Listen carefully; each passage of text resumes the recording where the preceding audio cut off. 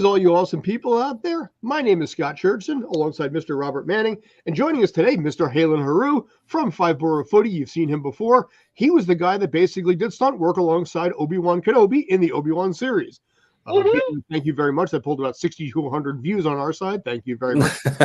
So thank you for the sacrifice that you made, because it helped our channel. Okay. It wasn't much of a sacrifice. I had a lot of fun. Yeah. So, but yeah, we're going to be talking about a few things today. We're going to be talking about casting choices that almost were. We're going to be talking about the outrage and the unbridled hate and frustration and contempt that has happened right now when it comes to Harry Potter. Oh, yeah. Yeah. Are we talking about the casting choice for Snape? Snape, yeah. Choice for Snape. Because you know what? There's a problem with the community. Snape is supposed to be one way and one way only, and that way is not handsome. Because that dude is way too man pretty to be. Yeah. I'm excited to talk about that. Yeah. I'm not really excited for the choice that they picked for Dumbledore either. John Lithgow's a good choice, though. The way he looked at the Oscars and stuff, the guy did not look healthy. Well, I mean, it's been 40 years since he did Buckaroo Banzai. You know, but I mean, like I said, this right here, the description in the book was that basically he was as light-skinned as marble. He had a hook nose. You know, he had a look that was just really skeevy and low end. Alan Rickman, I think, did a really good job, albeit a little too old for what Snape was, because Snape was a dude who was only really in his early 30s in the first part of the book, in the first books. Mm-hmm. But that dude, too handsome. Yeah. Too handsome. Yeah. I think they're trying to play into the what if romance that could have existed between him and Lily. They want people to sort of, I think they want to ship that. They want people to ship that. Whereas like you look at the canonical version of James Potter and then the canonical version of Snape, as you see here, and everyone would be like, well, obviously she picked James. Whereas like they want a little bit more parody, I guess. So Snally or Snilly, I guess. Say again? They usually when you blend the name, so it would be like Snape and Snilly. God, did I just make that a thing? A little bit.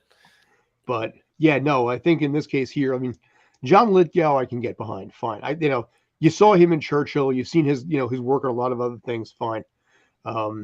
We will be talking in this case here tonight. We're going to be doing casting choices that almost were, including one character from the Harry Potter universe that will be included into all of this. I think maybe even two by mistake. I mean, may have actually added a second one in there. But yeah, I don't know. You guys think it's okay? You want to go first, Robert? No, go. You go ahead and go first. Okay. Well, okay. So, people have been outraged about, casting choices in the past. I don't know how to explain it when it comes to stuff like this, other than like Spanish language. My wife is from Madrid, and as you know, certain words are feminine or masculine. You guys know this, right? Mm-hmm.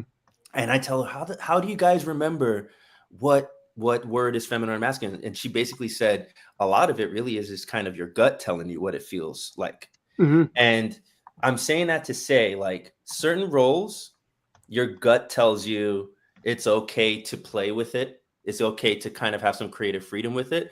And certain roles, it's almost too important to the story to change the character and what they look like, or how they, you know what I mean? How they present on screen. And for me, as a huge Harry Potter fan, like a serious Harry Potter fan, this feels... Listen, I like representation. I'm a black man. I like representation, right? But there's something about the Snape-ness of Snape, if that makes sense, that feels necessary to the character, right? I can't believe, like you said, he's a good-looking dude. I can't believe that he has this chip on his shoulder. He hates the world. He's annoyed by everything. I can't buy that from a guy that likely has an easygoing experience. Whereas like Snape, you would understand why people would prejudge him. I mean, I guess, you know, I'm kind of stumbling here, but because he's black, I get that they're trying to probably play on that too, that people would prejudge him because of his appearance or whatever. But I don't know. It's just certain, from my gut tells me this is not one that they needed to deviate from. This, you know what I mean? But I mean, if they end up trying to do a triangle thing, which could make sense if they try to do some kind of an underlying triangle thing. But this dude right here, you know, I mean, Snape was bullied by James Potter and Sirius and, you know, the rest of them all the way through Lupin. So that dude does not look like he's going to get bullied by anybody. Not at all. Now, not at all. Do it where you put makeup on him and stuff, and then make him look different. Like you probably could, but boy, that would be a lot of makeup, man. But what I'm saying is, like, for example, what we've seen in the Penguin, how you know, the guy. Oh man. You know, hey, Dave, what's up, man? Sorry, dude. Hey, I was the Penguin in the faraway shots. Woo! Yes, you were. Oh, but nice. Like for Colin, for example, you know, no one thought he would be great as the Penguin because of, you know, how skinny and stuff, and sure, you know, and then they did a full-on bodysuit, you know, the prosthetic on the face, and you know, he won an award for it. That's also true. Warner Brothers too, by the way. What? Also Warner Brothers. Yes. So, but if you do that same approach with this character, but I know it's Scott Sage. He is very good looking. It's like, how can you make somebody? But if they did the same approach, and like you said, it would take a lot of makeup and stuff. They would have to do that to make this work. And the crazy thing about this is they said the series that's supposed to come out is supposed to be more accurate to the books. Yeah, so it is. Very interesting that's how they're casting. Now, but like, you know, but I don't know if I. Listen, I get it. It's now a little bit sketchy because there's two black guys that are now surrounding you on the screen. so I get it. They do this instead here. I get now. You got backup on your left. I get you. Yeah. No, but it's like I told you. Yeah. But it's like to be honest, it's what we're accustomed to now. You know, so I mean, it doesn't shock me that they did something like this. I want to see a trailer and see what they give us with this character, and then I can judge it from there. Yeah. I'm not going to judge it beforehand. I'll see the actual performance, you know. And then judge it. To your credit, and I guess a little bit to mine, what you said about John Lithgow, I agree with. Right? There's something about Dumbledore that doesn't line up with John Lithgow. But again, John Lithgow is one of those actors that you throw in some makeup, some prosthetics on him, he evolves. Right. He's a chameleon, right? So I'm not going to sit here and say that he's going to be terrible. I could be dead wrong. No. I said that about Heath Ledger. That, you know, we've seen countless times in the past where people have been wrong about that. But I saw how he looked at the Oscars, and it just concerned me. That's all. Basically, this picture here, by the way, this is him as Winston Churchill, John Lithgow, and you could see, like I said, what the makeup work did on that. You could see the Dumbledore. You can see the Dumbledore. Yeah. Put the big beard, and yes, you got Dumbledore. I'm just saying, health-wise, he did not look healthy, and I would hate for something to happen where he passes away on set or something. I hate to say it like that, but Well, my question is he basically, how is he going to handle? Harry, did you put your name in the Goblet of Fire? How did you? So Dumbledore, there's always very specific descriptors in the book of hit the twinkle in his eye, and John Lithgow really has that, right? Yeah. He plays with his eyes, he acts with his eyes really well. So I'll give him credit to that, and you know, they're like I said, we might be wrong entirely about this. And the good thing about not like exactly judging something beforehand is like the new Spider-Man project, for example. Everybody was furious when they changed what Harry Osborn was and stuff. That show was fire. The new Spider-Man show was spectacular, amazing. You know, all the puns, you know, and it worked. You didn't really, you know, once you actually watched it, you didn't care what it was, you know, and they did a really good job. So, like I said, I give it a shot. All right, fair enough. Same, yeah. What does Day think? We can't hear you, Day. You're muted.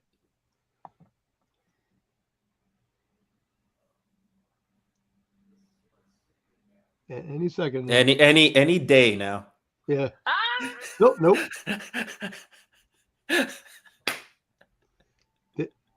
Day, we can't hear you. We'll let you know when we can hear you. Yeah.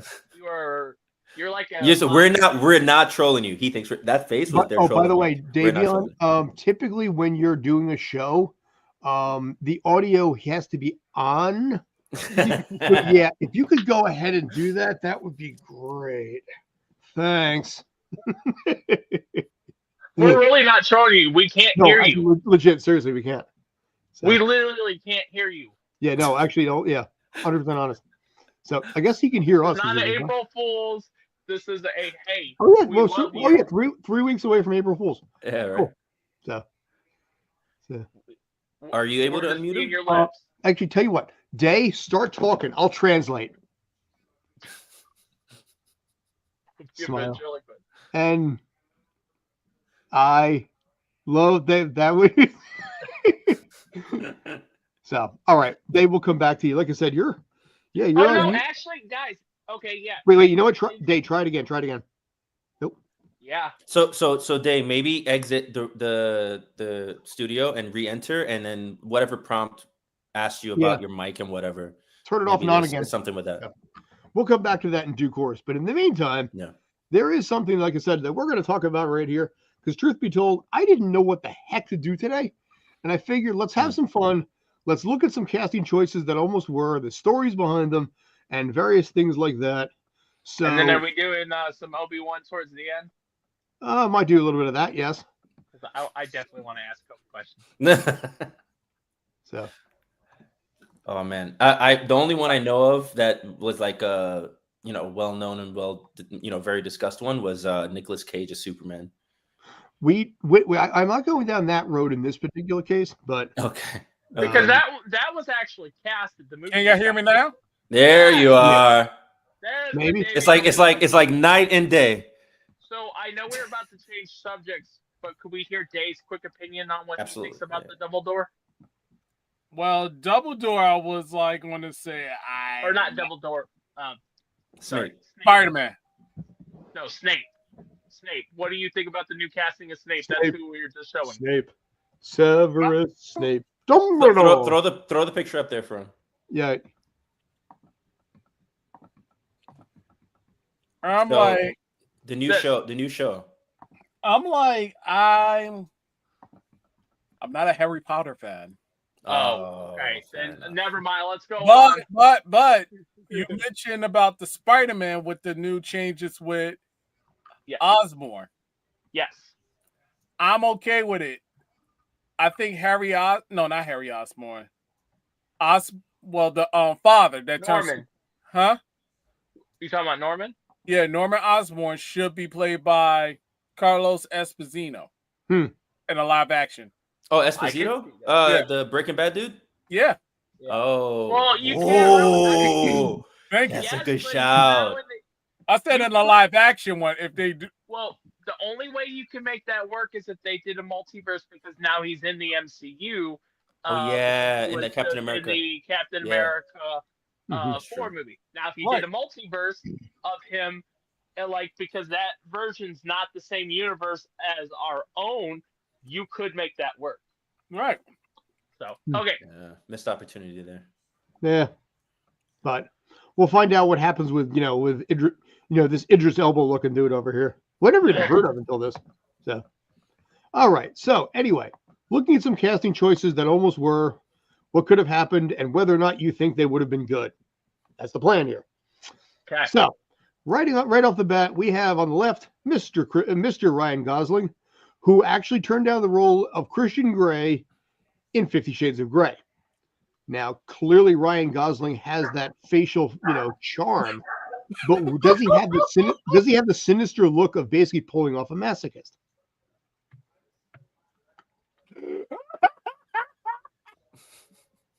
Day, I believe, would disagree that he does not. I could be wrong on that one, possibly. Not totally sure there. Oh God, no! I would say it helped his career. I would say it helped his career not being in that movie. Fair. I don't think you could be in the Barbie movie if you were in that movie. Oh my God! Just can't get the Barbie thing and then having him as Christian Grey. Barbie, welcome to my torture chamber. That couldn't be more polar opposite from each other. Like Ken is the ultimate male feminist, and Christian Grey is not. I'm just Christian. Anywhere else I'd be a Bob, you want to make me spit up my sandwich, man? Don't choke on there. Don't chew your mouth open either. But would he have done a good job? I don't know, because I think he probably would have done a good job, but I don't know. Like I said, I think he's just too boy next door, affable. And whatever. I think he could have pulled off the role, but career-wise, I don't think that would have helped him. Well, that's not the lane he's in. What has this guy done besides like 50 Shades of Grey? Does anyone know? That's what I'm wondering, because I don't think I've heard of the guy from 50 Shades after that movie. Right. Yes, they made sequels and trilogy or whatever, but I'm just saying like I said, Ryan Gosling's career has done really good recently, and if he would have took that role, I don't know if he would have the career he has to this day. Yeah, I will say no. No. I think good for you, Ryan, for saying no. True. All right, fair enough. Now, moving on to this one. The reason why this did not happen here, going back to Harry Potter for a second, is that all the cast members had to be British. The only exception is there was one small, very minor character that was from the U.S., whose name I can't even remember in the Harry Potter universe, but Robin Williams as Lupin.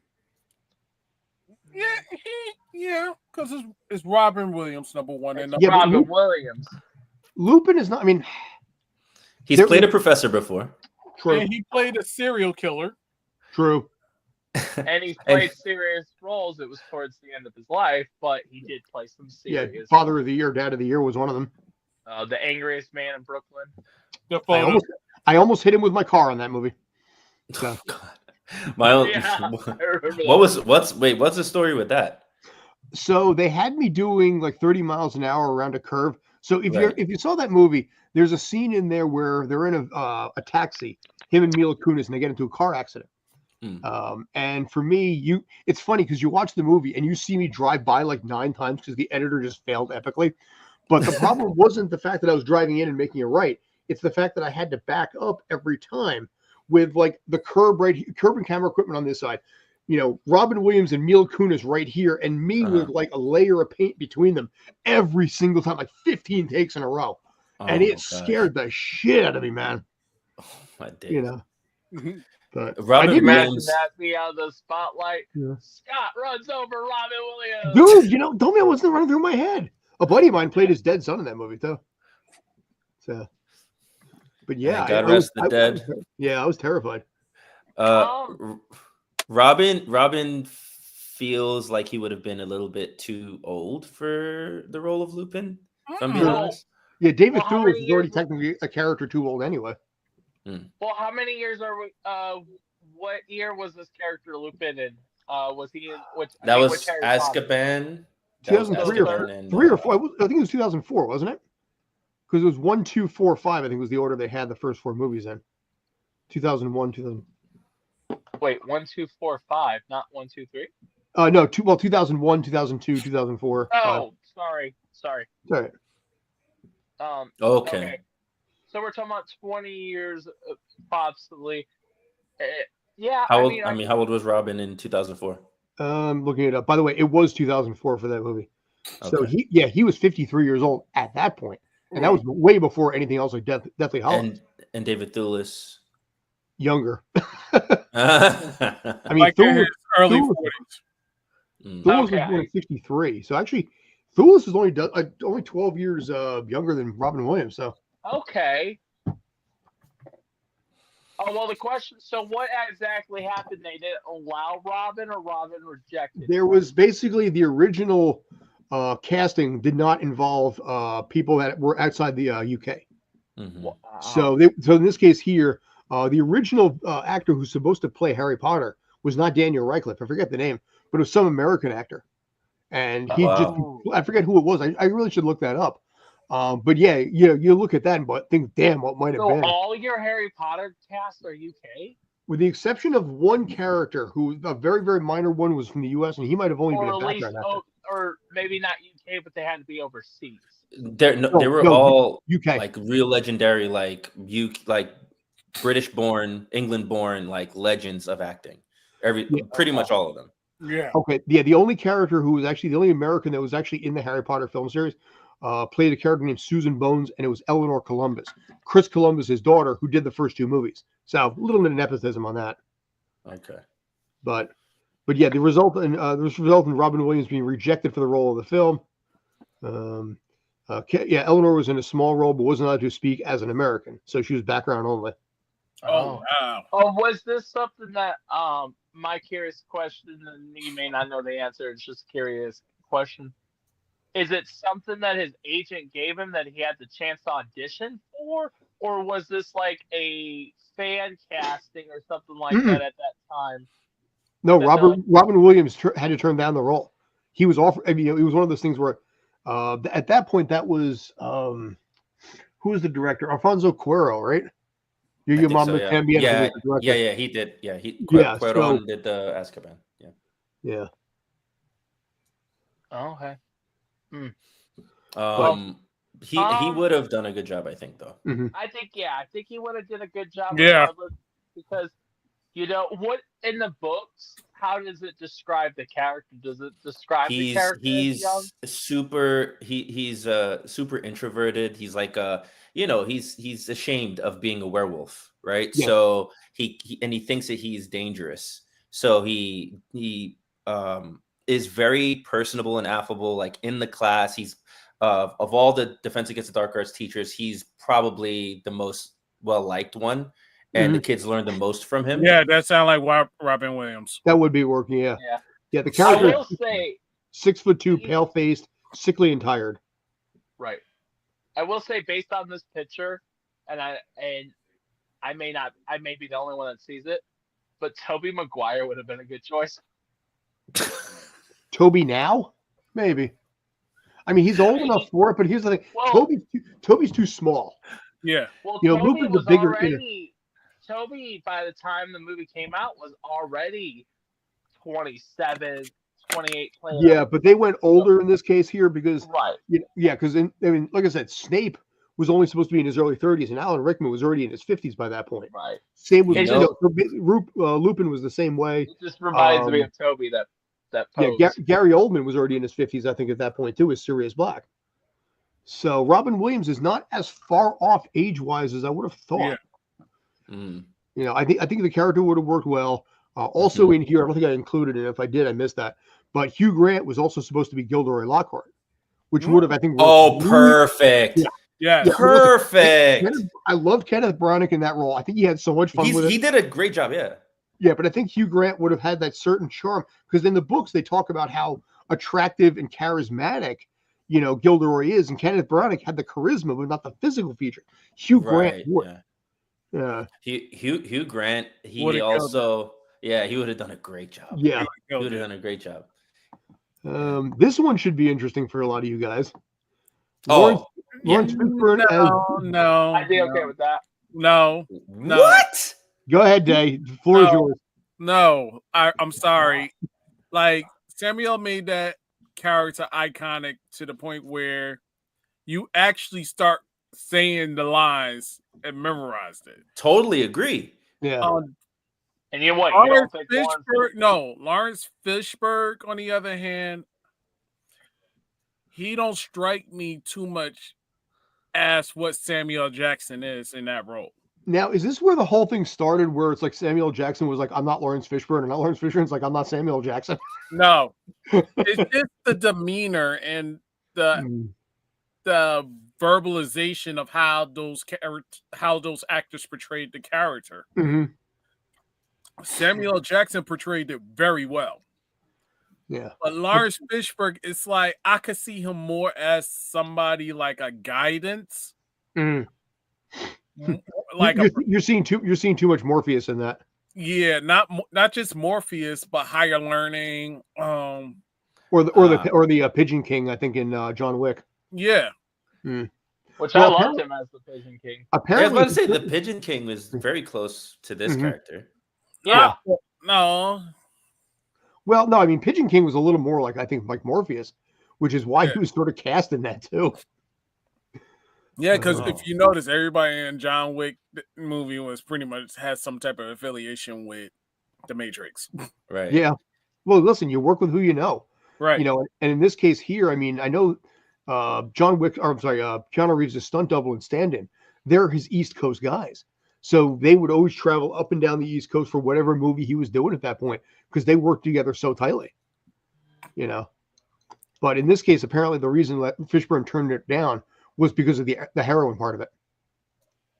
Because heroin was such a big part of the storyline Yeah. that he turned down the role because of that, which is an interesting decision. I feel like Lawrence would have done a great job, actually. Yeah. Yeah. I don't know. I mean, Oh, I don't know if he's He- dark he- enough or angry and sarcastic enough. And by the way, are we remembering the Pigeon King differently? Because the Pigeon King had a super arrogance like about him. There was a did, yeah. sinisterness about him too. Like, But He- it wasn't the delivery that Samuel Jackson gave Yeah. compared to the Pigeon King. Like, Sam Jackson is, you know what you're going to get with him. Even when you go back to like Coming to America 6 years before this, yeah, you know, when he's Robin McDowell, you know, that was vintage Samuel Jackson right there. I don't know. I agree with my friend up here. We'll take Lauren Fishburne for 500. yeah, for sure. Yeah. So you say, I say no, you know, but And Dave said But I no. get what you're saying. Lawrence kind of exudes this like nobility about him that Sam never bothered to exude in any of his roles. right. So, yeah. Track record matters. this one, how about this?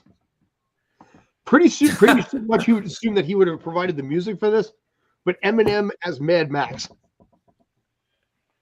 No. You'd have to dye the hair, I think, first of all. You know. His hair is back black. Oh, you mean done it?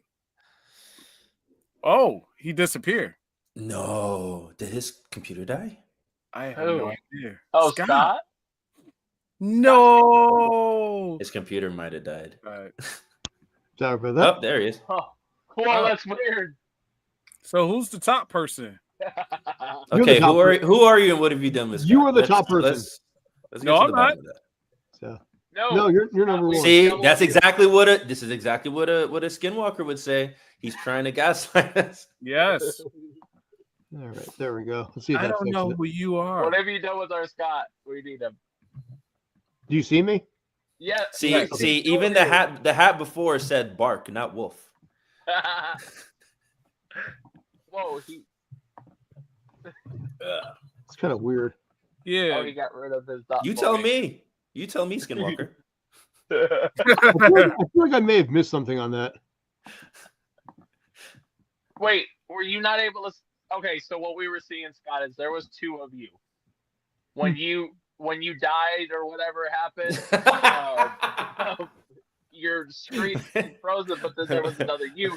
So now we call you a Skinwalker because there was when two he of got when he got assimilated. Rob, that was the best line ever.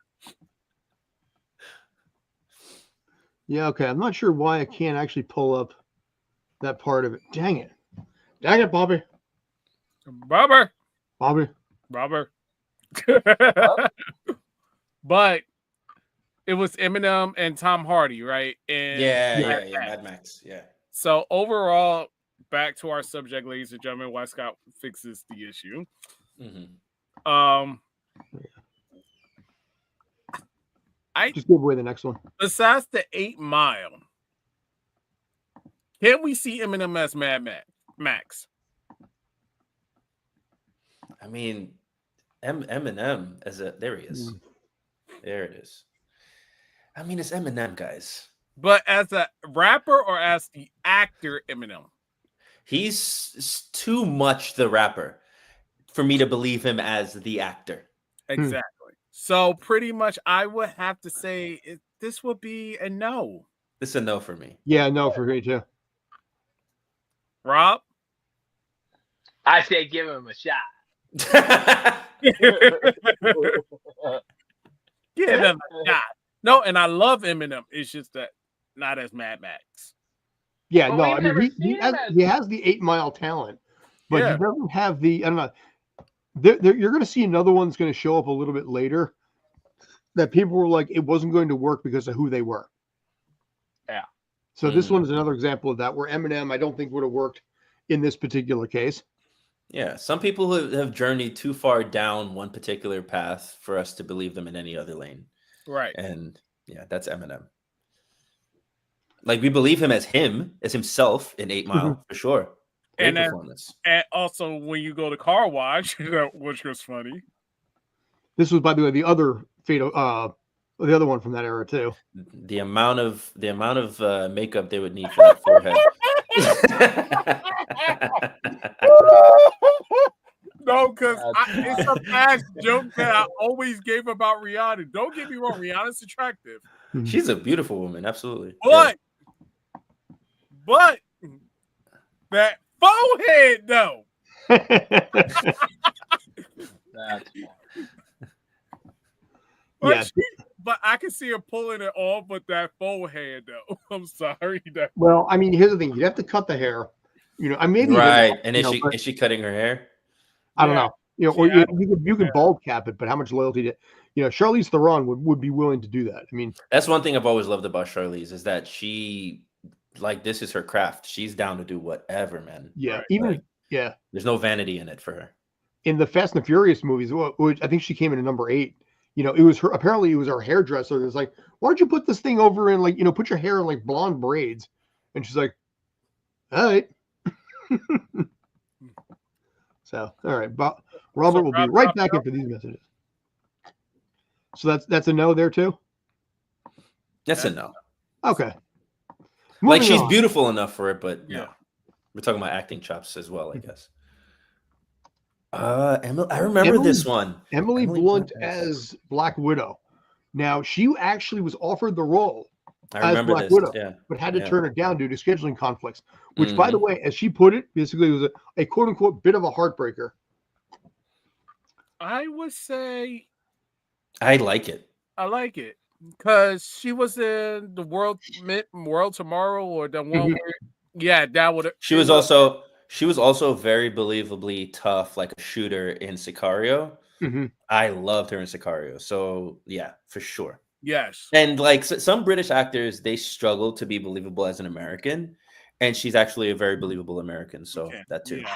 You know, I don't know if I can believe it, only because of the fact that to me Scarlett Johansson did such a great job. She did an amazing job, even with the little comedic bits of basically bringing the party to you. And it's like that's not a party.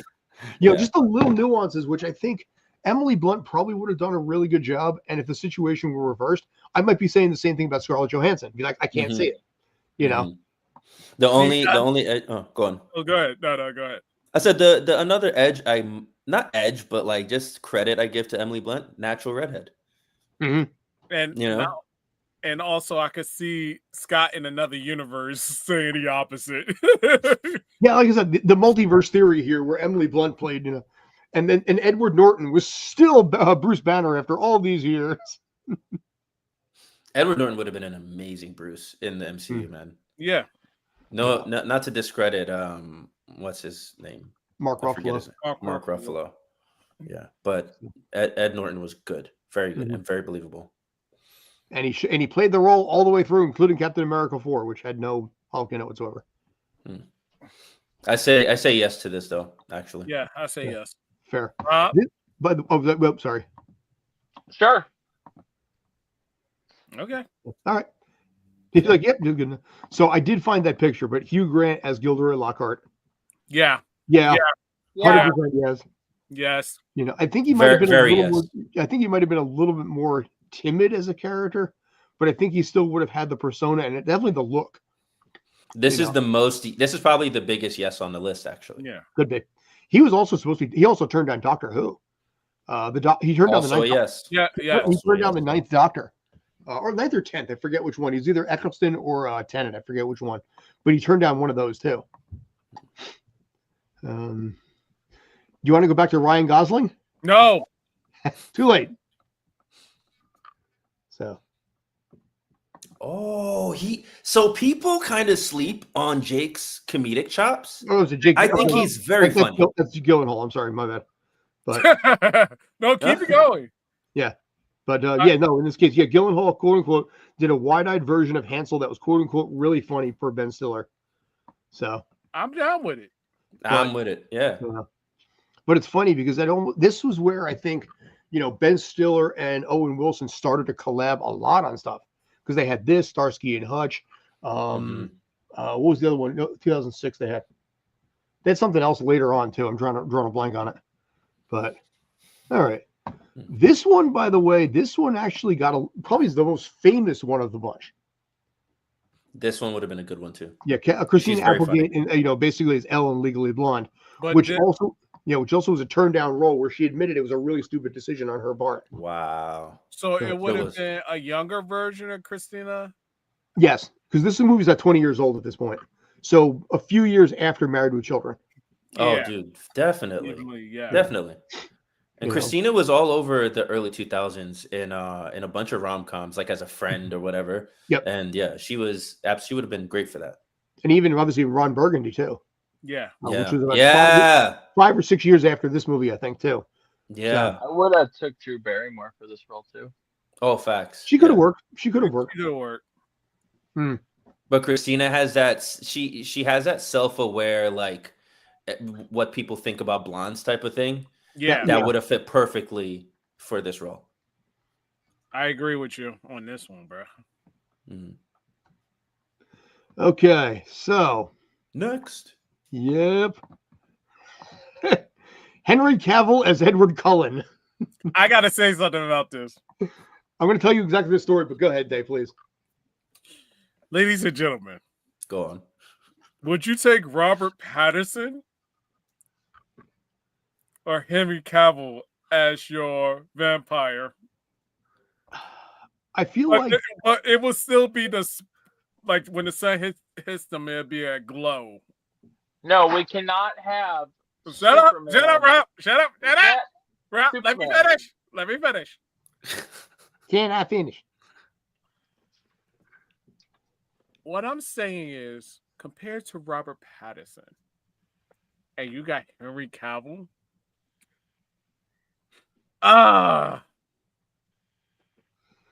We would not have Superman. We're talking about like a 700-year-old corpse, right? Walking around corpse. Yeah. So like no corpse is jacked. What are we talking about here? That's what I'm saying. Like, he would have basically got the role based off the women. If I had a girlfriend or whatever, they would have said Henry Cavill over Robert Pattinson. No. How much you want to pay? You want to put $100 on that, bro? Yeah. You wouldn't have Superman right now. Well, or the Witcher, perhaps. Right. You might have Batman. We're putting Superman up against Batman right now. Yeah, really, pretty much. Right. I mean, you're right. Hold on. We have the vampire who later became Batman. But it took almost 20 years later. But there's a batness about him, is what I'm saying. There's a brooding, I suck blood, right. I'm undead. My parents got killed. Henry Cavill does not survive at all. Okay, this is the third and last time that these guys' names have been massacred. Henry Cavill. No, he said Lawrence Fishburne earlier. We're not talking about gefilte fish. Like, what are we talking about? Gefilte fish. Are you trying to do that Chris Tucker thing where he's trying to say gefilte fish at the end of Rush Hour? Fish, man. In the outtakes, you can't say gefilte fish. Oh my gosh! But anyway, so Henry is not meant to be a vampire. No, I don't think so. Either. Could have he been like the brother? Oh, one of the one of the siblings. Yes. Yeah. So the guy with the short hair, not Jasper, but the other one. Yes. What about see him what about Jacob though? You know, I think what he could have been. That's what he was. Jacob, I think, because what was it? Who's the actor that played him? Taylor Lautner. Taylor Lautner. Yeah. He had the physique there, the werewolf physique. You know, Taylor. And fun fact, like interesting. I would say Taylor Lautner would be an incredible Superboy. Could be. Yeah, he's got that young look to him. Mm-hmm. But Nice. No, not now. I meant like back then. yeah, back then, yeah. Yeah. But look at it now. Like you got neither Batman is in the DCU. So Mhm. well, one of them is, but not the other. Is it? I was gonna say we really don't know. I know Henry Cavill is not. Mhm. Well, we don't know that either because James Gunn has talked about using him in the future. We just don't know when. So that does not mean that he's not currently in the DCEU. It's just he's not being used right now because we're getting a different version of Superman right now. David Cornsweet. David Cornsweet. Yeah, which I'm not looking forward to that movie, but that's okay. Dude needs a better name. I'm sorry. He just rename that thing, man. Yeah. All right. Moving on. Now, Halen, you and I talked about this one ever so briefly at one point. Tom Cruise as Edward Scissorhands. Now, apparently the reason that this never transpired and the reason that Tom Cruise turned down the role is because he kept asking Tim Burton one very important question that Burton could not answer. The question was, how does Edward Scissorhands go to the bathroom? See, that sounds like when someone asks about something for their friend, and it's really about, you know what I mean? Like, Yeah, I'm asking for a friend right now. I'm asking for a friend. How would, not me, but like, how would Edward Scissorhands use the bathroom? You know, I mean, I went into this whole diatribe even before the rest of you guys got here, but it's like, it's kind of a valid question. And does he use a Japanese toilet? You know, I mean, does he use toilet? Did you just kind of like scrape with the scissor? I mean, what? Like you're Does he doing, go to the like you're doing You gotta be careful you don't slip by mistake. a straight blade shave. Oh God, my butt's puckering right now. Oh Lord. Go ahead, Day. Oh my God. Go ahead, Day. Go ahead, Dave. Johnny, what's the height of Johnny Depp? Pirates. Are you Oh, talking the little height. He's the about little the same height? height as Tom Cruise. I think he might be a little taller, maybe like 2 inches taller. Yeah. Hold on. I wouldn't be surprised if they're the same height though. He is 5'10", so he's 3 inches on Tom Cruise, who always plays 6 foot in every movie he ever does. Anyway, But you know, now I can't imagine Tom Cruise as Edward Scissorhands. I think this was a good choice. Him turning it down. Tom Cruise is not a character actor. He's not a guy he's not a chameleon. He's not Exactly. gonna shapeshift into something else. He's just Tom Right. Cruise. Yes. well, and there's one other question I have. Go ahead, please. Sorry. No, Go ahead. I have a question, but when you guys are done, though. Okay. Mhm. Well, you guys say he's not a method actor, but where he's been able to transform, but he's also hasn't been given a part that he could try something different. So I think Edward Scissorhands could have been a change in his career because of when this movie came out, and we could have a different Tom Cruise now. Not only that, my other question is this: you know, if that ends up happening, Tom Cruise ends up playing Edward Scissorhands. What does that do to Ed Wood, Sleepy Hollow, Charlie and the Chocolate Factory? You know, Right. all those Pirates movies of that. the Caribbean. Well, no, I'm just talking like the Johnny Depp / Tim Burton movies that they were together on. Oh yeah. Alice Through the Looking Glass, I think, or whatever. So Right. Listen, Johnny Depp was as much of a, you know, heartthrob as Tom Cruise was, right? Yeah. But the thing that I think Tim Burton detected in him was he had this like eccentric thing about him where he could just become this creature like person. Whereas like I genuinely don't think Tom has that in him. I think Tom is action hero guy. He's Arnold Schwarzenegger. He's, you know what I mean? He's that. Which I hope we're talking about the other Tom that I hope you have on here as well, Scott, but you may not. which Tom is that? Where he was almost Iron Man. Tom Cruise? No, I didn't include that one in this one, actually. Tom Cruise was almost Iron Man instead of RDJ. That How much he look wise, yeah, but Yeah. personality wise, no. And Tony Stark is 90% personality. He's got the snarky attitude to be. So No. that's why people thought he was based on the one trailer. We thought we were going to see a multiverse of madness because there was rumors that he was going to become Superior Iron Man in the multiverse of madness. And I would have liked to see that too. I would like to give a chance to Mr. Tom Cruise to be Iron Man to prove y'all wrong. I mean, Tom Cruise did play Austin Powers.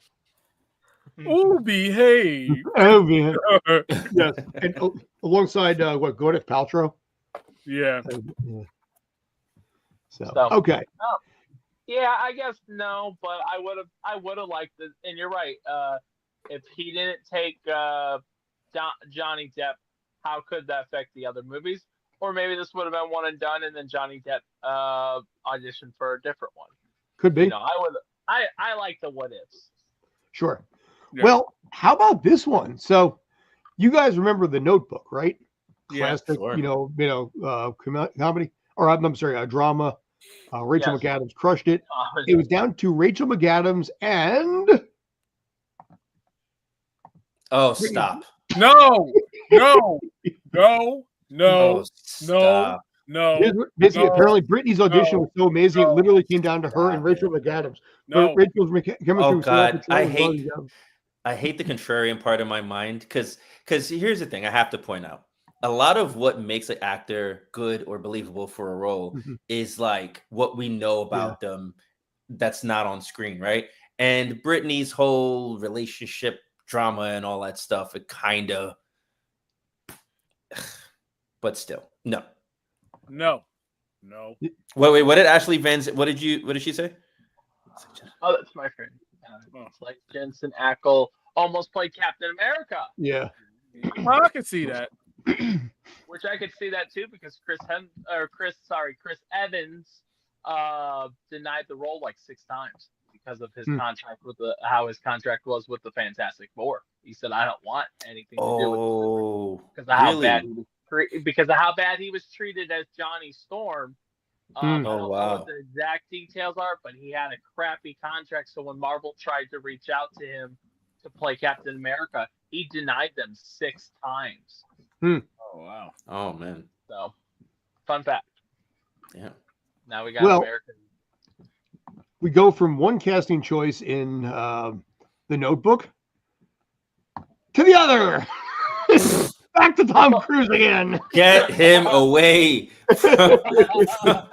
But Get he him was away from a these hot primaries. commodity. Apparently, He was this a was hot the commodity. brainchild of Steven No, Spielberg, who thought man. this was going to be a good idea How to have about Tom Cruise play Noah in The Notebook.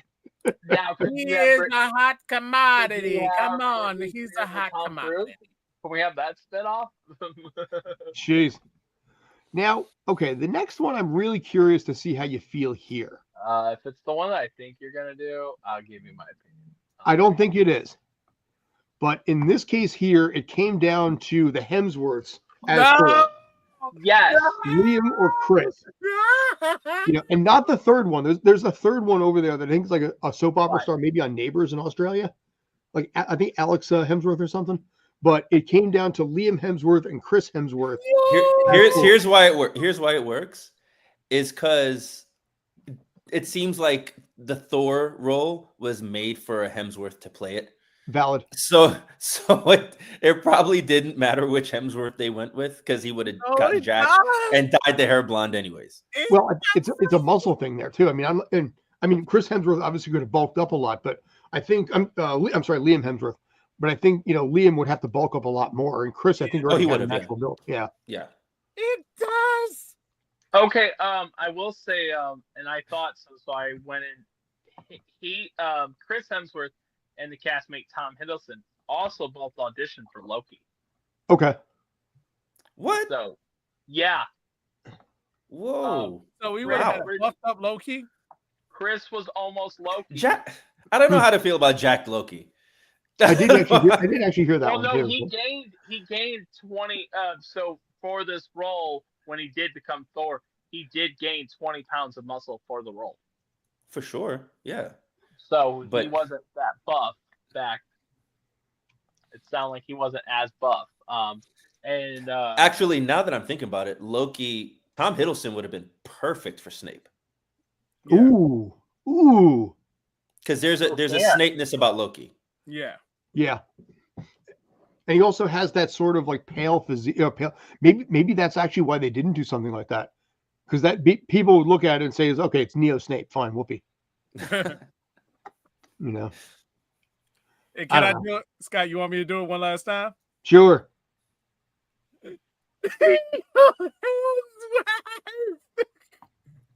Wait, what? Liam Hemsworth. Oh God, yeah. Okay. So here's the skinny on this. Davion is a very, very heavy fan of The Witcher. The Witcher, of course, had Henry Cavill for the first 3 seasons until Netflix decided, you know what, source material is irrelevant. Let's do what we want to do. And Henry Cavill, who is a massive fan of The Witcher, was just like, I'm out. Replacing him with who is it? Who became The Witcher now? Day. So replacing one Hemsworth with Day's another. unbridled rage a few months ago about the fact that Liam Hemsworth becoming the new Witcher was off the charts. It was over 9,000. It was great. So, Man. So yeah. I will say I love Liam as an actor, and I really liked him in the Expendable movies. Mm-hmm. Listen, I won't watch that scene in Expendables 2 where Jean-Claude Van Damme kills him. Right. You know, I'll watch the rest of the movie. I'm not going to watch that knife to the chest. Chris won me over in that first Star Trek movie. As I don't know if you remember, he went down with the ship. He flew the ship into oh, you guys forget the opening of the first Star Trek movie. What? Oh no, the 09 version? The new one. New one with Chris Pine. I didn't realize that was him. Interesting. Wait, Chris Hemsworth was in Star Trek? So Chris Hemsworth played his dad. Chris Hemsworth played Jim Kirk's dad. Interesting. Okay. And he asked the mom, he was like, name him after my father. Mm-hmm. They were like communicating. I remember that. I remember that scene. I didn't realize it was Chris Hemsworth. And he sacrificed himself so that they could escape. It was probably the thing that made me go, okay, I'm in on Star Trek. But I'm not a Trekkie, so of course I'm not gonna feel any type of way about anything they get wrong. Well, if you were a Trekkie, you probably wouldn't be a fan of that movie anyway. Most true Trekkies are not fans of that or anything on Paramount. But that's interesting how that works though, because like I'm looking at that. I've never been into Trek, and I came into it on that franchise, and I was like, I love this. Like, this is really dope. It gets more hate than it deserves, I think, the Abrams stuff, because it is a different timeline. It's already been explained, the Kelvin timeline, you know, and the way that they tied it together, I think, with him and Spock worked out, in my mind anyway, to do your own thing and go your own direction, you know, and even how they slowly wrote original Spock out, I thought was a good way of handling it. Did fans not like the Picard series? Fans hated the Kelvin timeline big time. Yeah. No, the Picard series. You said the Picard series, they only liked the 3rd season because the 3rd season felt like original Trek. The other ones just felt like some kind of Paramount drama. Oh, I liked them all. I'm a Trekkie. The 3rd one felt original, especially when basically they go to the original Enterprise, the Borg cube, and all of the kind of stuff. Almost everybody that was still alive. Yeah. And it was funny because they're just older at this point, but it's still, the feels were there, man. You know, it's like, the writers in this case knew what they wanted to do. Interestingly enough, the DP on Gotham that I knew back when I was working Gotham was also the DP on Picard. So it was funny because actually we're still in touch on occasion, but it was funny because I knew him like way back in the day, you know. But. And man, Carl, speaking of Star Trek, Carl's had a huge success with The Boys. Carl Urban, or however you pronounce his last name. And now he's doing Mortal Kombat 2. Yeah. Nice. Kyle no, Urban. I'm in. That's Johnny Cage. Okay. Who the heck is who the? I'm sorry, Balls. You threw me. Sorry, I had to throw that one in there just for the reaction. Hold on. Is that one of the One Direction people? That's Harry Styles. Oh, Harry Styles. Yeah. Which is One Direction, right? Yeah. Okay, maybe. Yeah, I honestly don't know. But yeah, in this case, as Baz Luhrmann put it, Harry's a really talented actor. I could work on something with him, but the real issue is Harry is Harry. You know, he's already an icon. I mean, yeah, it could have worked Harry's already a talented singer as it is. So, I don't know. I could see it. Is this one of those moments, kind of like with Eminem, where it's like, you know what it is? I have a hard time believing musicians as actors. That's my problem. Yeah. No. I can't. There's certain ones that you can believe, and then it's others. Like who? Name a couple. Will like some really believable musician, like truly musicians. LL Will Smith. L Cool J, I'll give you. Oh, but what? Hold on. Will Smith, musician. You give him that, really? You give him the musician Eminem. You arc? can go, You giving Will Smith musicians like calling John Travolta a musician. Yeah. Okay, Roger Daltrey from The Who. He had a very extensive acting career in the 90s. And the guy that played in Blade as Whistler. Yeah, that's Chris Christopherson. Oh, that works. Wait, he was a musician? Yes. Yeah. Dude, he won Grammys, that guy. Oh, I didn't. I didn't know that. His resume was obscene. Whoa, really? Okay, I give you that. I give you that. But I'm talking about like carrying. This is Elvis we're talking about here. We're talking about carrying. Whistler wasn't carrying. Reba McEntire, Dolly Parton. How's that? Ooh, good shout. Good shout. I give you that. But Reba was playing herself. Yeah. Reba didn't evolve. I'm trying to think of like even when Beyonce had her couple stints. Oh yeah. I don't know. There's something about musicians. I can't really put my finger on it, but they're just I don't believe them. That's why I said certain ones. Yeah. Like Rihanna, I'll say like when they did Battleship, she did a good job. She was believable. So one example I can give is Ariana Grande. No, she was an actress first. Before musician. She was an actress first. Speaking of, so we're saying who was a musician first. Yeah. Then became an actor. Okay. Yeah. She can do both. Well, Selena Gomez, if you want to. I mean, you know what? Maybe not, because she started out in Disney, and Disney does. Yeah. They're just like, we're going to make you famous with this, and maybe some of the. Justin Timberlake. Oh yeah. There was a. Wait, what's this? What's this one? Is this the? Since she mentioned Ariana Grande, this is, by the way, Amanda Seyfried in Wicked. But what's her actress name? Glinda the Good Witch. No. She would have been good. I think. I'm saying the one that's not Ariana. Oh, Amanda Seyfried. Seyfried. Yeah, she's from some good stuff. I think she would have been great. Well, she was in Les Mis. I think she had done an amazing job. Not where I know her from. I mean, she would probably have been a slightly heavier version of Glinda, because Ariana Grande is about 19 and a half pounds at this point. Why is has anybody noticed that disturbs the crap out of me? Her losing weight like that. Yeah. She's from Dear John. Did anybody hear me? I said, doesn't that disturb you to see Ariana Grande get that skinny? What, no. Wasn't she in Mamma Mia as well? Yeah, she's in, Amanda was in Mamma Mia and Mean Girls. Oh, Mean Girls as well. Oh wow. Yeah, she was Karen. A name that lives in infamy now. Yeah. Dude, that's really rough when you know a Karen too. Man. Yeah, she's a good actress. I could see it. Yeah. And no, I don't have a problem with how Ariana looks right now, unless she's doing it because, like, as long as it's not affecting her health wise, if she's happy, with it, and it's not affecting her health wise, then let her be who she is. There are a lot of other people that are a lot skinnier than her right now that are concerning, that are celebrities, like a certain YouTuber back in the day that still does stuff. They have lost a lot of weight. That's dangerous. But yeah. No, it's I can't think what her name. It starts with an E. It's like I can't think what her name is. It's like she's got a unique name, but anyways, it's like Unica or you're I can't think of what her actual. It's like EUQORA. Anyways. Yeah, that person that's on YouTube. You know who it is, right? There's a lot of people on YouTube. I know, right? Uchina Cooney or whatever. But anyways, that's her. But anyway, she's like very where you can see the bones, and she got her start from YouTube and stuff, and it's all because of cyberbullying.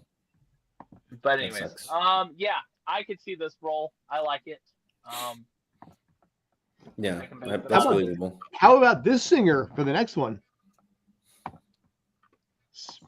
Jonas No. Man, Jonas Man, friendly neighborhood Jonas Man. Wait, Get him and his purposefully flared collars out of here. Dude, Jersey represent No. Jonas Brothers right here, Wyckoff, New Jersey. But yeah, So Joe I got Jonas it. was apparently devastated. He couldn't play Spider-Man. so I gotta. This is one of those times that where your statement was correct because the Jonas Brothers were a band before they were actor, and they were not really good actors. And one good example is Camp Rock. And there's a lot of people that will agree with me on the acting was not that good. The Dude, reason the acting in a lot of those Disney flicks are not great. Yeah. I was about to say like it's harsh to hold a Disney movie against someone. But I'm saying that, and people have compared where they have said that a lot of the people that are singers are not actors as well. I think Jesus. I think this is a great example, and Andrew Garfield, I'm thankful. Or we can always talk about the time that Michael Jackson was the whole Spider-Man. Man. But no. Absolutely not. What do you think, Jay? Yay or nay? Nay. That's a nay. I'm trying to hold HE double hockey sticks for whatever. Piffle. I'm waiting for the one that I know Scott's gonna throw at me, and I'm gonna decline it. Oh, I'm not going to throw that one. You just put it as the. That was clickbait. That's not right. Damn. All right, fine. I'll add it. Damn. I will add it. And let's not talk about it. But first things first, Is that Ooh. Rachel Zegler? that is Amelia Clark. That is the dude that one guy's daughter. Yeah, Amelia Clark in 50 Shades of Grey. Something Johnson. Dakota Johnson? Is it? Yeah, that? Dakota. Oh. Yeah, or Fanning, isn't it? No, not Fanning. Something Johnson. Hmm. Because her dad's the Johnson guy. Is it Johnson? Mm-hmm.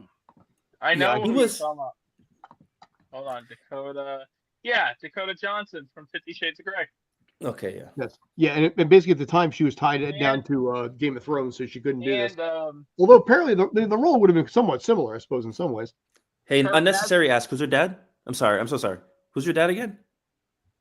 Who's her dad? Dakota Amelia Johnson's Clark? dad? Amelia Clark. No, Dakota Johnson's dad. He's famous too. Is it? I think it's Don Johnson, isn't it? Don Johnson. Yeah, That's Don who Johnson it and what is. Melanie. I'm sorry Griffith? to interrupt you there, Rob. No, Go on, dude, please. no, you're good. You're good. I was gonna say Dakota Johnson's most famous role at the moment is Madam Web. Well, I know. it is definitely. I know a lot of Cambridge people that role, worked on that. Can A I bunch say? of the girls that doubled them. Ooh, child. Things are gonna get easier. Ooh, child. Gwen Stefani and Mr. and Mrs. Smith. No. No. Oh. Again, and you know what this is? Again, it's musician. No, actor not thing. even that. Has she acted in anything? Not that I know of. No, it would have been a no. No. Hmm. No. I just watched that movie yesterday too, which was crazy. Really? Actually, she was in the Aviator and she was in Zoolander, but as herself. Yeah, it doesn't count. But in the Aviator, she plays Jean Harlow. She plays. Yeah. Yeah, let's see. She played herself in Dawson's Creek, Gossip Girl, the lead singer of a group called Snowed Out. She had something called Brain Fart. Because I'm not that girl to be Yeah, in movie. Portlandia as herself. The Trolls movie as DJ Suki. Right, which I didn't know if we really count. We don't usually count voice acting. Yes, you got to do acting and voice acting, but I mean, a lot of actors do. Yeah, I believe John Bailey, Honest Trailer Guy, had some very poignant conversations with us about that once. Yeah. Where it was just along the lines like I remember the big thing that stood out with that is I lost roles to people that were absolutely terrible, but they had a bigger social media following than I did. Yeah, we had to talk about that. He was talking about how he had to, for Harrison Ford, had to come in and that's right. Yeah, that they went ahead and got Harrison Ford, and then Harrison Ford didn't even do came in drunk or whatever. John was saying, and he had to come back in. They had to pay him, John, to go ahead and redo all of Harrison's lines. Yeah, what was that for? Was that for Indiana Jones, the fifth one? No. Was it? Or was that for Brave New World? No, not Brave New World.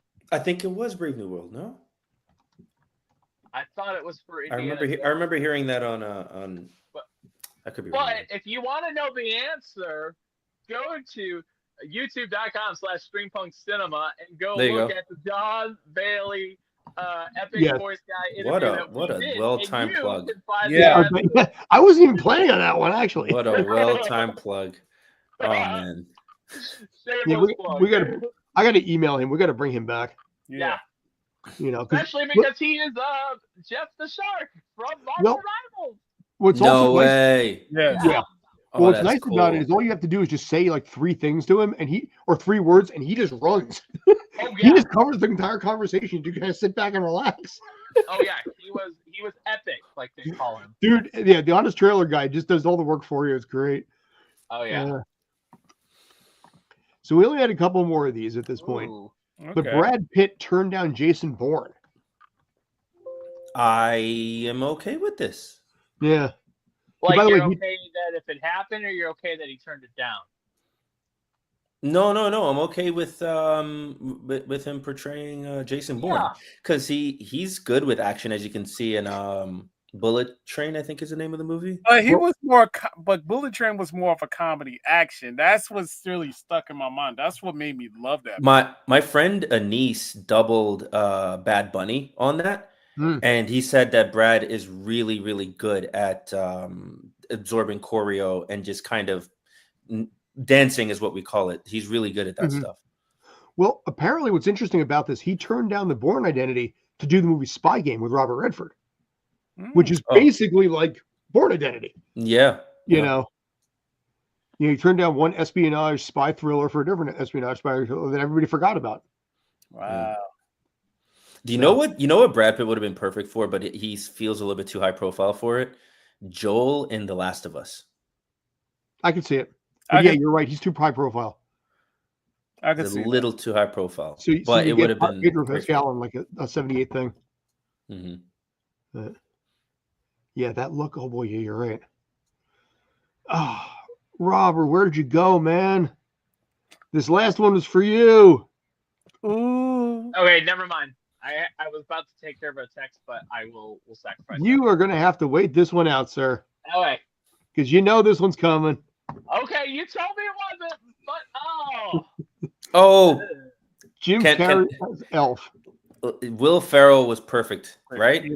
But Jim Carrey would have taken that to a million. Yeah. I don't think so, because the role was originally written for Will Ferrell. They had Will Ferrell in mind with the role. Yeah, but Jim Carrey would have basically upped it. I don't think so. And I don't think this was a role that was meant for Jim Carrey. He already had a Christmas role. So one, I am happy that he didn't get 2 Christmas roles. But because if he would have got this too, it could have made the Grinch less popular due time. A lot of times when characters play the same things, but I am happy Jim Carrey did not get this. And it's like without Elf, if Jim Carrey would have took Buddy, then we probably wouldn't know much of Will Ferrell nowadays. Will Ferrell was Will Ferrell before Elf, no? Oh yeah, he was. Yeah, because he was at SNL and Celebrity Jeopardy for a long time. Yes, he was on the Saturday Night, but this was his second movie ever. I'm saying he may not have had much of a movie career. Whoa!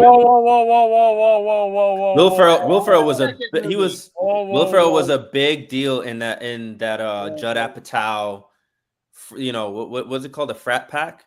He was with Vince Vaughn and all those guys. He would have been in all of those. Yeah. Old school. I'm just saying that there could have been a chance, and a lot of studios didn't even want to. A lot of studios didn't even want to take on Will Ferrell in this movie. They didn't think that he could do the part, and that's why almost every director denied this. You know, I would give you the brand of funny that Jim Carrey feels a little bit too ADHD. Yeah. Compared to Will Ferrell, which is more like someone in a temper tantrum. A toddler, like a precocious, there's an innocence about it. Whereas, like, I don't know. Yeah, I mean, I'm giving credence to what you're saying here of like how much different Jim Carrey is to what Will Ferrell brought. You know, but I just don't. I'm sorry. Okay, let's say Jim Carrey, and I'll let you talk in a second, Dave. Let's say Jim Carrey takes this movie on. I don't know if Elf itself would have been a successful movie as it is now. It may be. Oh, come, Jim Carrey.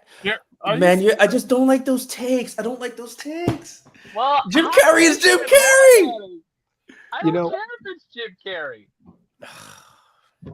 But I will say this.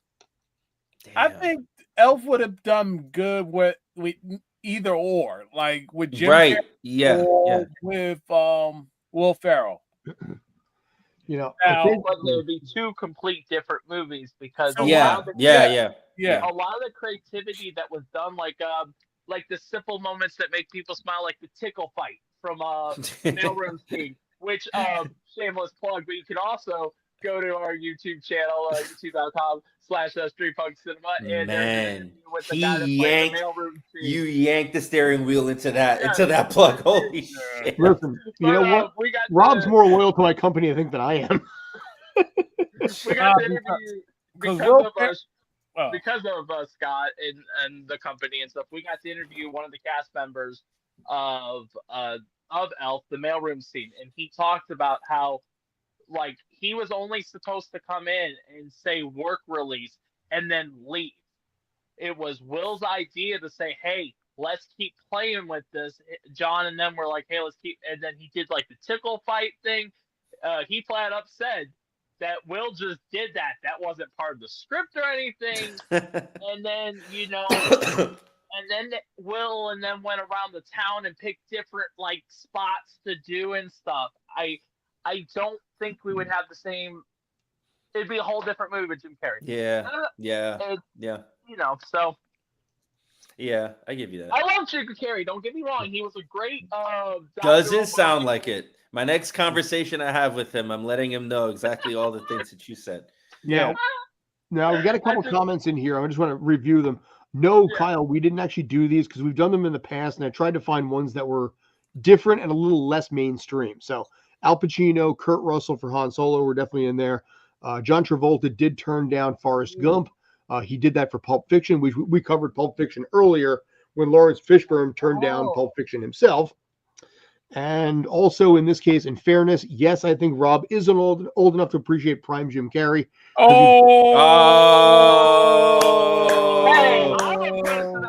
That is the take. That's the take. Thank you, Kyle. That's the take. I am a person that grew up with The Grinch. I'm a person that grew up with my favorite movie. The Grinch was his second wind. Hold on. My favorite one was Jim Carrey as the Riddler. I loved him as the Riddler in Batman Forever. Yeah, that could have been Robin Williams too, actually. But speaking of Bond, by the way, and this is actually a great segue here too. Jackman. Adam West. Oh. What? Adam West turned down James Bond for the 1970 movie Diamonds is Forever right after he did Batman, because he felt that James Bond was better suited to be a British actor, which makes sense. I get that. But Batman would have been Bond. I would love that, actually. He has the face, but I'm not sure he has the gut for it. Yeah. Right. He had a little bit of a dad bod in Batman. Does he like it stirred or shaken? You know what? I don't know. I mean, it's funny. Adam West is one of those actors that I'm really glad that, in this case, Seth MacFarlane came into his life, because he had nothing. He had a lot of struggles. He had a great, pilot that was actually written by Conan O'Brien called Banachek, or I think it was Brannigan. I think was the name of it. And it was about an actor who had a TV show for 3 years and then disappeared off the map, became a teacher. But because he was so locked into his cop role, he just kept trying to solve crimes as the actor he played. You know, in the role. And it was like I said, it was Robert Smigel and Conan O'Brien who wrote it, and then he missed out on that. And then of course, Family Guy was like his relaunching point, and I was so happy he got like 15 some odd years on Family Guy. I was really happy for him on that one. Yeah. Eminem as Mad Max, we covered that one already. We also covered Rhiannon as almost as Fury in that movie too. So, I had so much fun. Dude, I'm gonna have to pull up more of these. Kyle, you got to be back on these things, man. You're late. So, but yeah, I mean, Dun, dun, dun, dun, dun, dun, dun, dun, dun, dun. Muhammad Ali. Ooh, no, I didn't get that one. Pause. I'll be right back. Muhammad Ali. Ali is A man has a right to change his name to anything he wants. If he wants to be called Muhammad Ali, God damn it, it's a free country. He can call himself Muhammad Ali. Wow. Well Coming done. to America, my favorite comedy of all time. Yeah, absolutely. So, but actually, I would say Superman versus Muhammad Ali. That I knew was a thing. Oh, Give man. me 1 second. All right. wow. We're probably gonna wrap this up in a couple minutes anyway. So, I was gonna say I do have one, and it involves a certain person that's now good in my life. So in the movie Balto, Sort of. if y'all remember that cartoon, Yeah. the villain is Steel. Okay. Right. And that's Well- Lucius Malfoy. No, David No. Isaacs, no? Am I bugging? no, Jason Isaacs was Jason Isaacs, sorry. was Lucius. Yeah. but that's not the voice of Steel. Oh, okay. That was Jim Cummings, Oh. which is the voice of Winnie the Pooh and Tigger 2 and Darkwing Duck. Yeah. They actually Halen knows about this because I mentioned this at the soccer game the other night. Are you allowed to actually state what you're doing next month? Maybe not that part, but I can state what I'm doing currently for him. Cool. And what I am, but before I state what I'm doing currently with him, the original person they were supposed to have be Steel was supposed to be Brendan Fraser. Wait, what? Brendan Fraser was originally supposed to be Steel, but Steven Spielberg went with Jim Cummings because of his work ethics and stuff like that. If you want to know more about that, go to Tuned In with Jim Cummings podcast, which leads into what I'm about to talk about.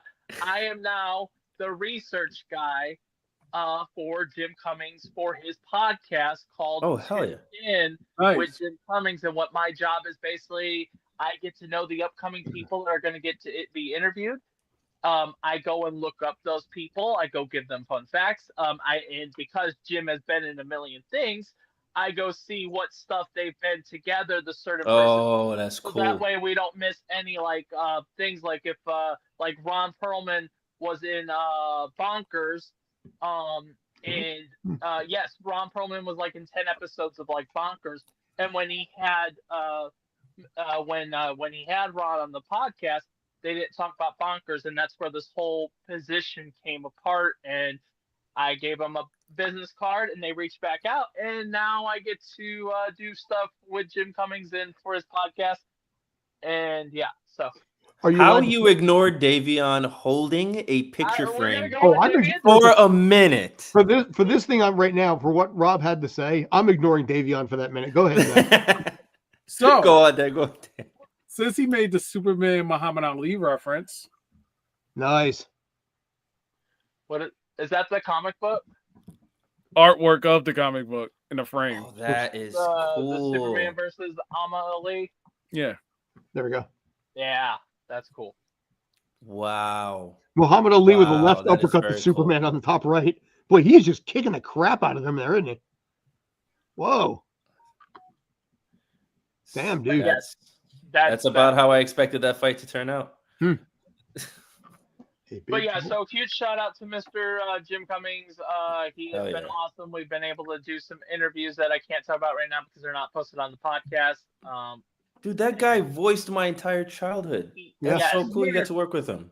Yeah, That's, no, it that's dope. it was not on my bingo card to work with Jim Cummings this year. I And bet not, dude. And I bet here's it another wasn't. shameless plug. If you'd like to see the interview I did with Jim Cummings, go to streetbook.com/streetbookcinema because we got to interview him too. Rob, you on a roll, my brother. I'm sorry. That's he is a 5'4" right now. Like I said, he's got more loyalty and passion for this business than I think I got, man. Hey, I always give shameless plugs because I want people to know that we have a YouTube channel and that a lot of Absolutely. interviews that I've done and Day has done too. Day has done a lot on there as well. He got to interview Chris Sarandon when I went to the con. They said, "Hey, we're not doing interviews."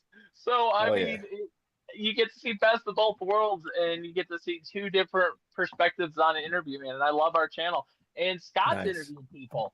You know, we even got an interview with this guy that's up here. Which before we leave, I would like to know, how was it working with Ian McGregor? He was cool. He was Yeah. very cool. It's surreal because like I grew up, you know, those were the movies I grew up on. Like I discovered Star Wars very late in the game. I was 10 when I watched the original trilogy, like the Mark Hamill trilogy. Yeah. And then that was right after that was when the prequels came out. And you know, Ewan McGregor felt, I mean, at least for it to happen so close together, seeing that original trilogy, then the prequel coming out, for me it felt like Ewan McGregor was perfect for the role. And then to be in his presence and cover him as stormtroopers are shooting at him and he's deflecting lasers with his lightsaber that actually lit up on the day, actually. Yeah, that was cool, man. That was very cool. It was a surreal moment. I felt like if 10-year-old me could see that, he would lose his shit. Right, Like, exactly. Yeah. I got a question. Do you have a lightsaber? No, I do not. I do not own a lightsaber, but Jay, do you have one? I feel you've got to have one. He does. Somewhere in that pile of... He's got dark sabers, man. So the question for you, because you've seen the 90s trilogy, what's your thoughts on Jar Jar Binks? Oh, dude. He was the Sith, I understand. He was the Sith Lord. He was supposed to be Sidious. First off, I wish they went with that. That would have been so wild, man. That would have been a hell of a twist, man. I saw you showed me this before. That's fire. That's so fire. I always like the dark saber. Huh? Oh, yeah. I always like the dark saber. So, but as far as Jar Jar Binks is concerned, like, you know, it's like family, right? You don't get to choose your family. We don't get to choose what the decisions are with our favorite intellectual properties. And some of them are amazing, like casting Ewan McGregor as Obi-Wan Kenobi, Qui-Gon Jinn as Liam Neeson as Qui-Gon Jinn. But some decisions are out of our hands. Like, hey, let's have this vaguely Jamaican alien, you know, be a sidekick for them. And don't forget. You had the Asian, you know, character. Oh, and don't forget that. And don't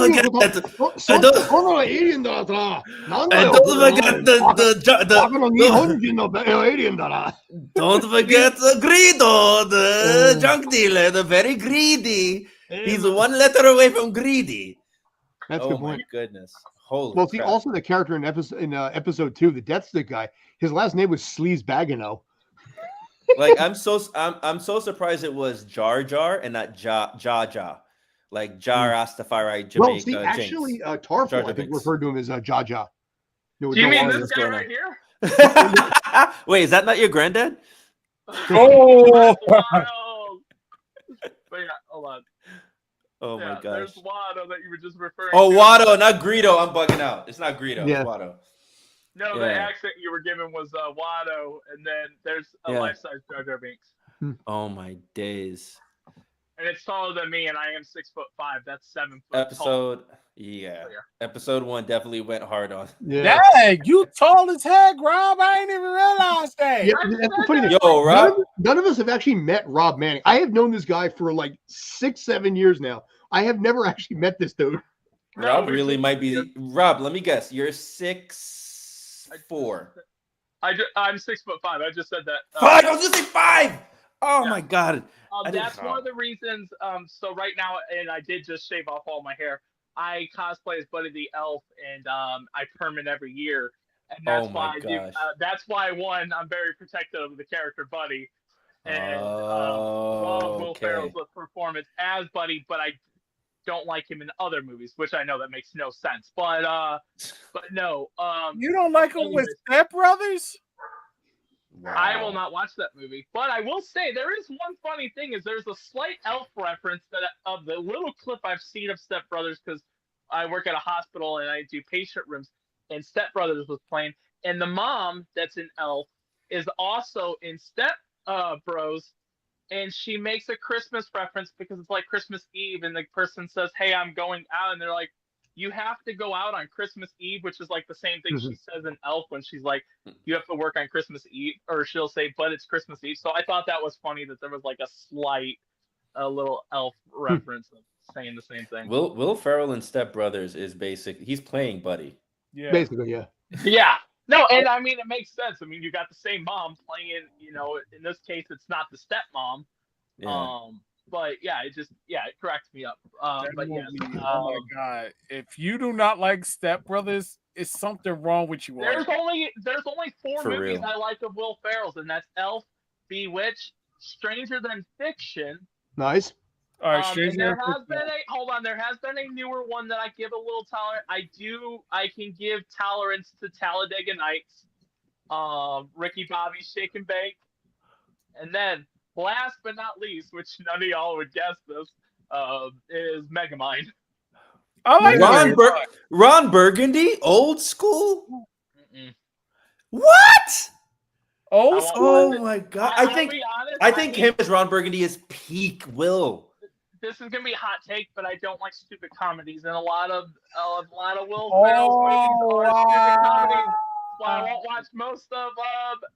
I won't watch. Caitlin is going to head out to Arkansas, find you. Wow. Do you not like fun things? Oh, I love fun things. That's why I love Elf. Oh my gosh! Listen, for what it's worth, he also cosplays for like kids in the oncology ward. So okay, we have some respect. But I also want to do this. I did post this in our group chat a little bit, but his affiliation with Jim Cummings. Now, when I mention this, because this is important to me. Now, my wife. Now, I think you both know where this is going. My wife always had an affinity for the movie Princess and the Frog from 2009, the Disney movie, largely because of the fact that her father's name was Ray when he was alive, and there was a Firefly in that movie that was voiced by Jim Cummings as Ray the Firefly. So when my father-in-law Ray passed, she took a double affinity to it and actually wrote something out specifically for the purposes of having Jim Cummings actually say it as Ray the Firefly. And thanks to Robert there, it made it happen. No. Nice. What? Well, hello out there, Robin. It's me, Ray. And as you know, I'm up here in heaven with my favorite buddy, Ray. And I think you know who I'm talking about. And I want to let you know that we're both real happy and peaceful up here with my beautiful star, Evangeline. And you know what? We both love you ever so much and are so proud of you. So look here, you focus on building your life with Scott. And until we see you again, don't forget, and you have yourself some fun. Bless you, my child. Wow, that's touching right there. Yeah. So. And the reason why that worked is so when I got this position that I'm doing now, one of the things that was stated to me, which I was okay with, is they said, "Hey, by the way, we wouldn't be able to pay you for what you're doing. Basically, be volunteer work, basically." And I threw out the word. There's no wrong answers, but I said, "Is there a way we could maybe do a shout out video and maybe an autograph or two, as as as a trade, because I'm gonna be doing a lot of interviews for them and stuff, a lot of research, and it does take a lot of time with them. And they said, yes, we can do that. And one of the things when she mentioned the autographs, I said, well, one thing that's most important to me right now is, and I said, I can worry about the autographs later after I do multiple for you guys. For what I've done for you guys right now, if we could do the shout out video, and then I sent what Scott sent me to send him, and I said I would rather that first, and we can worry about autographs later. And then about 5 days later, I got the video at like 10 o'clock at night, and it was like 11 o'clock or 12 o'clock for Scott. And I said, Scott, I know you're probably sleeping, but this just came in for you. And so, yeah. I am very blessed because it was funny as Scott didn't know, Scott didn't realize Jim Cummings was Ray at the time when I just met him at Missouri Comic-Con. Mm-hmm. And he's like, dude, crap, he's Ray. Yeah, and I said, okay, we'll get a shout out video, but it'll probably be at the next con. Well, then like a week later was when I was reached out for this opportunity. And then that's when it gave me the position to say, hey, can we also do this and this? And yeah, so, and then I got That's the awesome. video chat, Jim, like 2 days ago, and we talked out the details, and I was like, can I post it online that I'm working with you? And he's like, I don't see why not. And I was actually in his TikTok stream real quick last night, and they announced it on there too. They're like, yeah, Robert's doing behind the scenes with us and stuff. Yeah. So I was like, let's go. So yeah, and we'll be seeing Jim next month. So he's gonna be doing some trivia stuff out near me. And so I got invited to go do that with them. So I'm very excited, and I can't wait to see what else this year brings for us. So yeah. Yeah. So You already know what I want, Rob. What do you want, Day? Darkling Duck. ESW. Listen, we asked for one. Let's give it a little time here. Wow. Listen, I would prefer Don Carnage or Hondo Anaka from Star Wars. Right, Hondo Naka, which is literally Don Carnage. Yes. And if you guys do want to know more about his different voices, yes, I'm giving a quick plug because I'm good at that. Tune in with Jim Cummings. There is over 200 episodes, I think, and it's cool. He's interviewed a bunch of different people, but there's also episodes that are just about him. It's towards the earlier, but he talks about Darkwing Duck. He's talked about Carnage, and I forgot who he said.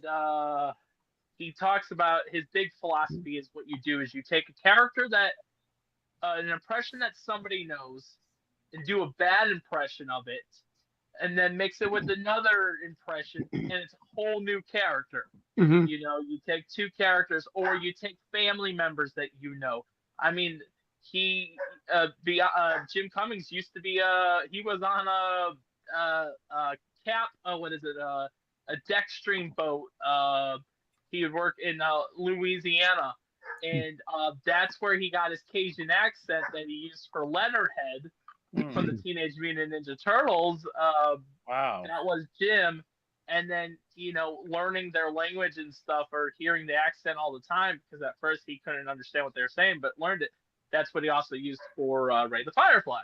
So, yeah, he's got a lot of different stories. He's interviewed a lot of different people that you guys are seeing there, people that have been in the business as long as him. Some people have been in the business longer than him, not by much, but still. And he talks about the different people that he worked with, how he was originally supposed to be Eeyore. He auditioned for Eeyore, Winnie the Pooh, and Tigger, and I think he said the Gopher, and he thought he had Eeyore. And then when they called him, they said, I got good news and bad news. Yeah. And they're like, bad news is you're not Eeyore. He's like, oh, dang it. And then they're like, good news is you're Winnie the Pooh and Tigger too. He's like, oh, Eeyore? I don't want to be that donkey. So yeah, and that went to Peter Cullen. So yeah. So I'm just slowly scrolling right here as you're talking, just so they can see the list. Okay, yeah, no, and like I said, there's a bunch on there, and what's cool is that's all the videos, so you can actually see. And the one I think that's dropping tomorrow, which I can say this because I've seen it on the Facebook, is should be the one with Walter Jones from the Power Rangers. That went up tonight, actually. Okay. So it's not on like the podcast yet, but I did see a video, so I figured it was on the actual YouTube. Okay, so yeah, it's on the YouTube. And also, if you want to see his stuff early, you can go to patreon.com/Jude. So that's a little about Jim. You'll probably hear more in the future, but we appreciate you, Mr. Jim, and you are a legend, and I am blessed to be able to work with you. Nice. You guys want to wrap this out? We'll wrap it up, but I did want to ask one other thing. Did you get to work with Hayden at the time of Obi-Wan? No, so a lot of his stuff was shot like closed, and because it's like Vader, he's in a suit. There was a guy who was in the suit for him a majority of it. Okay. So his like, if you notice, a lot of his stuff, if he's ever appearing on screen, it's with very few background actors. With like, it's just it was really a closed kind of set. For him. Green screen for the most part, yeah, because him and young Ahsoka or him and Obi-Wan. Mm-hmm. So, yeah. So awesome. Cool. Yeah. All right. Gotta go. Okay. Well, I think this wraps up our show, guys, and that is Day. That's Scott. That's Helen. And I'm Robert, and this is Tales from the Film Set.